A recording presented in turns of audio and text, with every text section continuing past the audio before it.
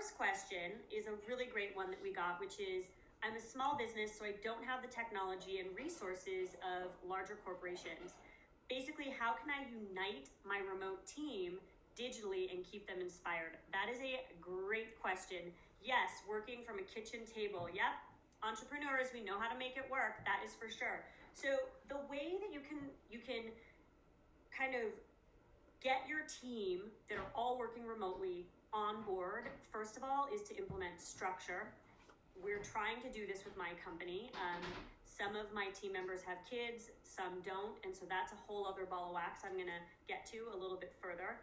But I think the first thing that you have to do is create structure. So if you have regular weekly meetings or daily meetings, those still need to happen. Just because you're at home doesn't mean you're on vacation. So especially if you're a leader, and if you're not a leader and you're an employee of another company and they don't seem to be like stepping up themselves as leaders, you need to suggest that you keep checking in, and probably now more than ever, checking in and having face-to-faces, whether you use FaceTime, whether you use Zoom, Google Hangouts, it's probably more important now than ever to touch base with one another. So that's one thing you can do. Another thing that I really like is, so we use Slack. We live and breathe Slack. It cuts down communication and makes it really easy to like get at the heart of things. But the one thing that I think is so great about going into work every day is the social aspect. Am I wrong? So show me a wave of hands if you're someone who loves talking about like what happened the night before on The Bachelor, or just eating lunch together, or over a cup of coffee talking about current political events, or watching Love is Blind, because that's what I do. So yes, all these people are agreeing with me. Yes, the socializing aspect of work is so important. So here's a big hat tip from me, which is to, if you use Slack or something like that as a communication channel, create a channel that is the break room or the water cooler.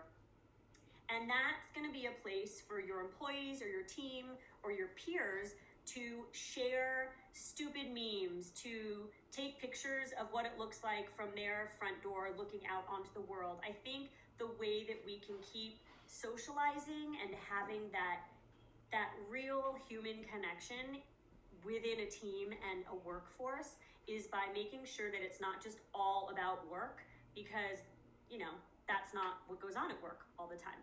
So do that. Create a channel if you have Slack that is the water room or the break room. I think that'll be really fun.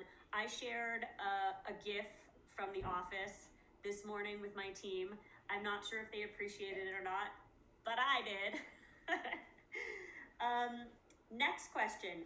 How have you changed your leadership style to help your team feel positive and optimistic? Well, this one is tough, let me tell you.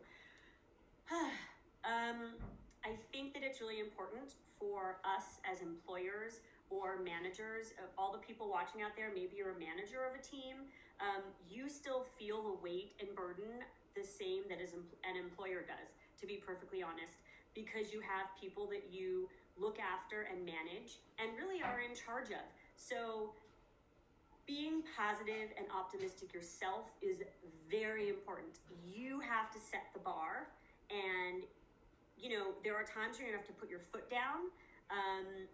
I've had to do it, but you also, I think, have to take that higher road. And even if you are freaking the F out on the inside, you need to be cool, calm, and collected as much as you can to your team. That's the type of thing that creates a good leader. So that is my advice. Once in a while, you can freak out. Once in a while, I've freaked out, but it's been very mild. And also, I think full transparency, not everyone is perfect. And as an employer, I am scared right now too. So I think once in a while, that's crazy. Once in a while, letting your team see how you're feeling is really important, because they do need to know that you are not a robot and you are a human being.